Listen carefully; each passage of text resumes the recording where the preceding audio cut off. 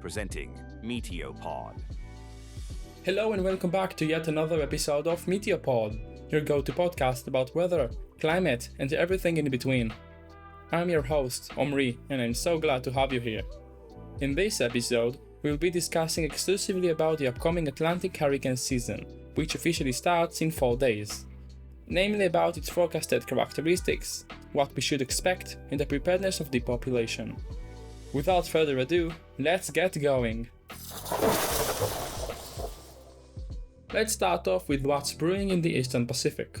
Right now, several hundred miles south of Mexico's southern coastline, a broad area of low pressure, currently designated EP90, is slowly organizing. We are seeing clusters of showers and thunderstorms that are starting to show signs of structure. It's not a fully developed storm yet, but here's the key.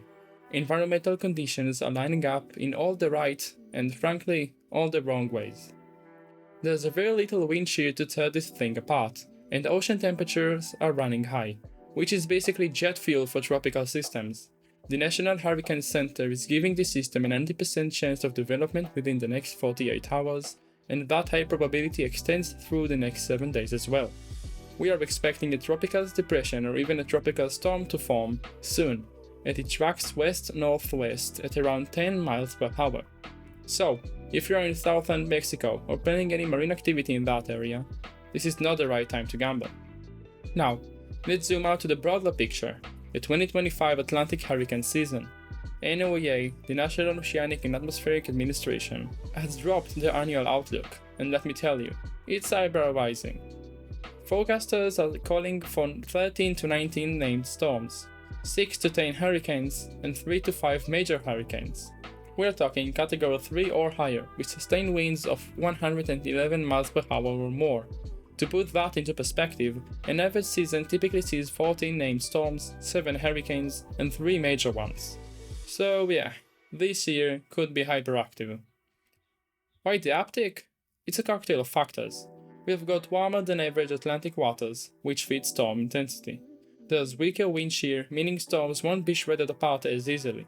And the West African monsoon, a critical launchpad for many Atlantic hurricanes, is looking active.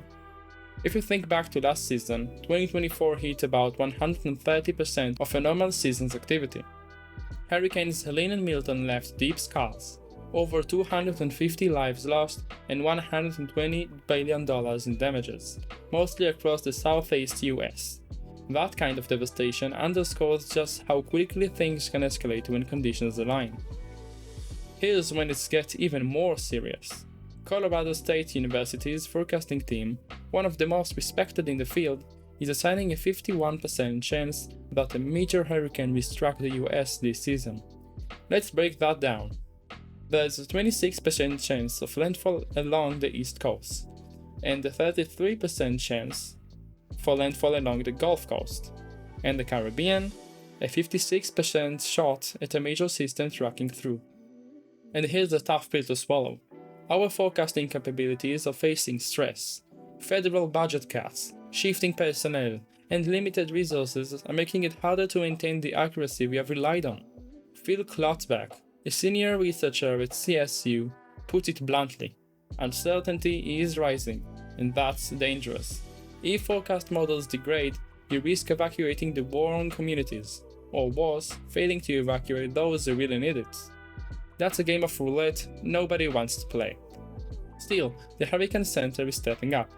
Acting NOAA Administrator Laura Green says they are fully staffed and laser-focused on readiness. Meanwhile, Kim Doster at the NWS says they are adjusting service standards to manage with fewer resources while keeping critical functions online. Unfortunately, the same can't be said about FEMA. The agency's been in turmoil ever since President Trump floated the idea of eliminating it. That suggestion alone is enough to rattle confidence. But the actual dismissal of acting head Cameron Hamilton right after he testified about FEMA's necessity has sent shockwaves. Ironically, this all coincides with National Hurricane Preparedness Week. So what can you do with all of this information? Start preparing now. Review your evacuation plans, especially if you live near the coast. Double check your emergency kit, make sure it has all the essentials, water, food, flashlights, batteries, medications, and important documents. Don't wait for a named storm to hit the headlines. If you're in a flood-prone area, know your elevation and your nearest shelter locations. Understand your insurance coverage, because if you're not insured before the storm hits, it's already too late. And finally, stay connected. Reliable weather apps, NOAA weather radio, and your local forecast office will be your best friend this season. Follow updates, heed warnings, and don't underestimate the power of preparedness. Having said that, we can't have a serious conversation about severe weather and hurricane season without mentioning FEMA, because what's unfolding there could have a major impact on how this hurricane season plays out across the US. On Wednesday, FEMA confirmed that 16 senior executives are stepping down, just days before the official start of hurricane season on June 1st. This isn't just a shuffle. It's a leadership exodus, and it follows months of staffing losses and plummeting morale inside the agency, all part of an ongoing downsizing efforts directed by the Trump administration. Here's the picture. FEMA is currently projecting workforce decline from about 26,000 personnel down to just 18,000 by the year's end. There's nearly a one-third reduction in manpower. Disaster response training, something that should be hitting its peak right now, was actually paused at 3 of FEMA's major centers. It's only just restarting, and that delay has left many experts nervous. One current FEMA official didn't sugarcoat it. They called the administration's recent efforts too little and not reassuring, adding that preparedness may fall short this season despite attempts to stop the bleeding. And that's the deeper concern, because when FEMA isn't fully operational, the burden shifts to the states. In a major storm event, that means local agencies may be stretched to their limits, especially in coastal regions already vulnerable to the hurricanes, flooding, and infrastructure strain. The message here is urgent.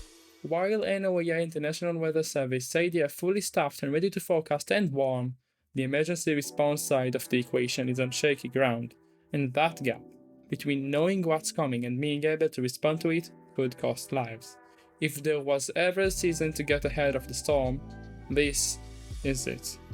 Thank you all very much for listening to this episode of Meteopod, kind of a special episode for the upcoming hurricane season. I hope you all liked it, and I will see you just in a few days.